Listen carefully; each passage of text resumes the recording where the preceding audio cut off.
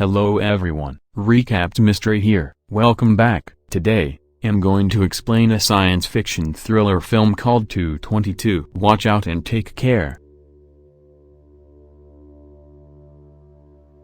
The film begins with a man walking through New York's Grand Central Station with a gun in his hand. When those surrounding him discover the gun, they flee. He approaches another man who appears to be guarding a girl. When the security guards stop them, both men aim firearms at each other. The camera pans to a clock, which displays the time as 2:22. Then there are gunshots. It turned out to be a dream. Dylan awakens from his dream and resumes his daily habit of listening to the news. The news mentions a star called Hamlin that died 30 years ago, but its light is still reaching the Earth 30 years later, and that this supernova will have an impact on the Earth and its population. Dylan is then shown riding his bike to Grand Central Station to catch a train on his way to work. He is an air traffic controller with a keen sense of pattern recognition. He goes to a club after work, drinks with his co-workers, and receives a ticket to an aerial ballet as a gift for his forthcoming birthday. The next day at work, he begins to notice constellation patterns in front of him. He begins to have hallucinations about his reoccurring dream and is unable to converse with airplanes. He glances at the time and sees that it is exactly 2:22. When he looks attentively, he notices that the clock has stopped. Dylan only comes to when one of his colleagues calls him. Dylan notices that the planes are about to collide due to his stop. He swiftly reports to the pilots and narrowly avoids a collision. The passengers on board are relieved. Dylan observes that the clock has begun to work again. He has been suspended for 4 weeks as a result of this occurrence. The day after he is suspended, he attends an aerial ballet where he is shocked by the beauty of a woman named Sarah. Everyone is at the after party after the ballet. Dylan walks up to Sarah and introduces himself. They enter a restaurant and begin conversing. Dylan tells Sarah that his father was a pilot and that he too trained to be one but was unable to do so because he was frightened of flying. Sarah informs him that she is employed at the Howard Pace Art Gallery. He also informs her of his suspension from work, and he learns that Sarah was on the jet that nearly collided with the other plane at 2:22 p.m.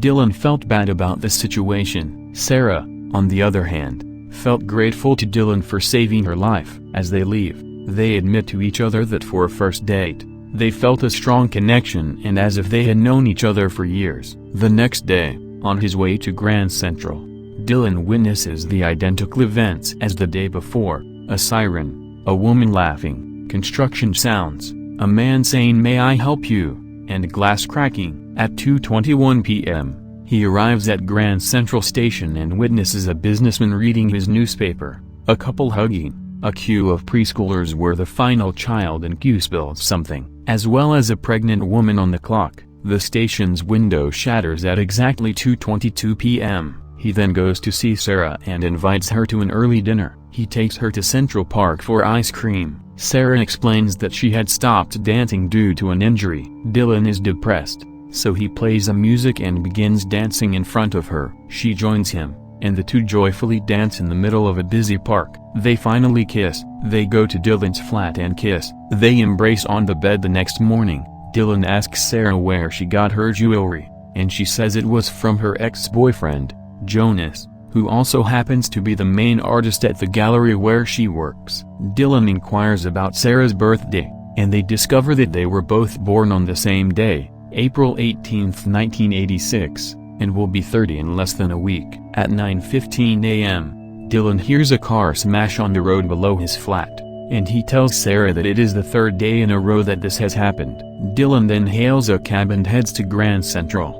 Dylan tells the driver to stop the cab while he takes the shorter route, and he notes the same pattern of sirens, a woman laughing, construction sounds, and a man saying "May help you?" Dylan then yells for the cab to stop, which enrages the cab driver, who turns around to scold Dylan for yelling at him. Just then, another automobile hits them both, forcing the cab's glass windows to shatter. Despite his injuries, Dylan returns to Grand Central Station and witnesses the same sequence of events. A businessman stands with a newspaper, an older couple embraces, a queue of youngsters forms as the last child drops something, and finally, a pregnant woman is standing beneath the clock. He tells Sarah about these recurring patterns, albeit with new people performing the same activities. Sarah does not trust Dylan, although she does assist in cleaning his car accident wounds. Dylan returns home and begins writing down all of the happenings of his day. Beginning at 9:10 a.m., he begins with a drop of water, then moves on to an insect dying and a plane flying overhead. Dylan returns to the top of his apartment building the next day to see whether the pattern repeats itself. He waits for a drop of water, just as he did yesterday, but the sky is clear. However, around 9:10 a.m., another drop falls over his notebook. He closes the notebook, surprised, and when he opens it, there is a squished bug on the page. An airplane then flies over him. Dylan can hardly believe it. The pattern has repeated itself. Dylan goes to the gallery in search of Sarah and discovers that the gallery is hosting an exhibition with Jonas art piece as the primary attraction. Jonas is Sarah's ex-boyfriend. He has constructed a light hologram show about Grand Central Station, and Dylan notices that it is identical to the events of the previous several days. A businessman reading his newspaper, a couple kissing, a queue of preschoolers and a pregnant woman beneath the clocks.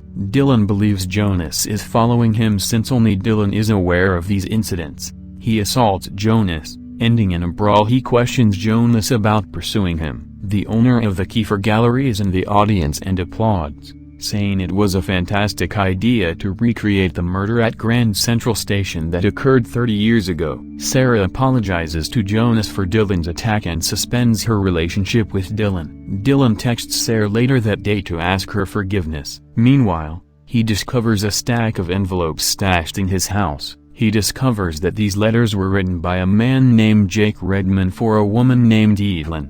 Dylan investigates and discovers that Jake Redmond lived in his flat 30 years ago. In 1987, he also discovers an article online about a homicide that occurred 30 years ago in Grand Central Terminal. Jake Redmond was the murderer. He murdered his lover, Evelyn, and a police officer in the Grand Central Terminal. Evelyn was even expecting at the time. The murder occurred at 2:22 p.m. Jake killed Evelyn out of jealousy because Evelyn was in love with Noah Marks, a police officer who Jake also killed that day. He also discovers that Jake, Evelyn, himself, and Sarah all have the same birthday. He and Sarah were born on the same day Jake and Evelyn died. Dylan makes the connection and realizes that he and Sarah are Jake and Evelyn in another life. Then he finds Evelyn's address in the letters and pays her a visit. Dylan encounters Evelyn's sister, who informs her that Evelyn adored Jake. Thus she believes the hypothesis that Jake murdered Evelyn because she was in love with someone else is incorrect. She also tells him that Noah, the cop, was in love with Evelyn as well.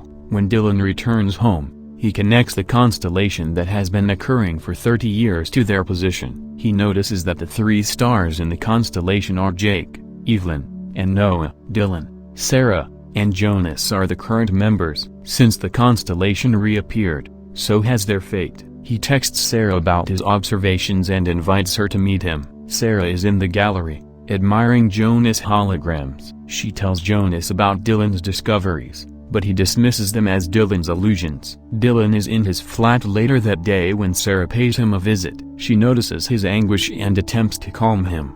Dylan warns her that because the next day is their birthday, there is a chance he may kill her, just like Jake did with Evelyn. So, for their own good, he tells her to go and never see him again. Dylan loses control as Sarah leaves and begins breaking things around his flat. He then goes to the terrace, intending to jump off the building, but changes his mind. Sarah, on the other hand, walks to Jonas's office and tells him everything. Jonas offers to take her on a vacation to distract her from Dylan.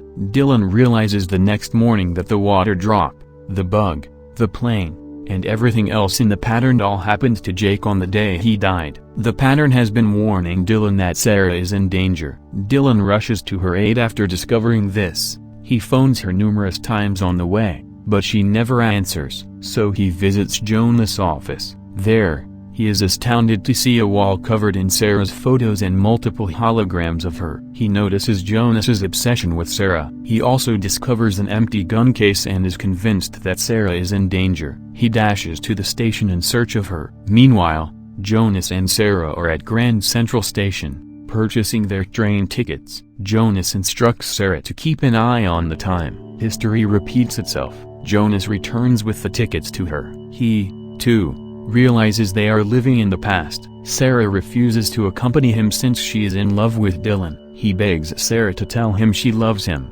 but Sarah refuses just as Dylan arrives at the station. Jonas becomes outraged and approaches Dylan with a revolver, believing Sarah summoned him. Sarah begins to recognize the characters Dylan mentioned, the businessman, the hugging couple, the youngsters, and so on. She realizes that everything Dylan said was correct. That also means Sarah is the pregnant woman under the clock. Jonas points his gun at Dylan first, then at Sarah, indicating that if he couldn't have her, Dylan couldn't either.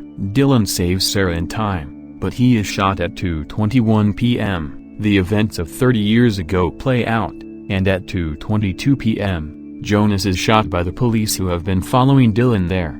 Dylan collapses into Sarah's arms and briefly shuts his eyes. He imagines Jake and Evelyn becoming affectionate. Fortunately, he does not die. Sarah then checks the time. It is 2:23 p.m. They survive, and fate has shifted. We finally learn that, in a previous life, Noah, a police officer, was the one who killed Evelyn and Jake, but the police changed the tale to protect their image. The dying star, Hamlin, described at the beginning of the film, dies, but a new star emerges instantly. In the closing scene, Dylan and Sarah are seen to be happy, with Dylan having finally overcome his fear of flying and become a pilot, and Sarah beaming warmly at their baby in the cradle. Please subscribe if you want to see more videos like this. To assist the channel, turn on notification and leave a like. Thank you for taking the time to watch. See you again soon.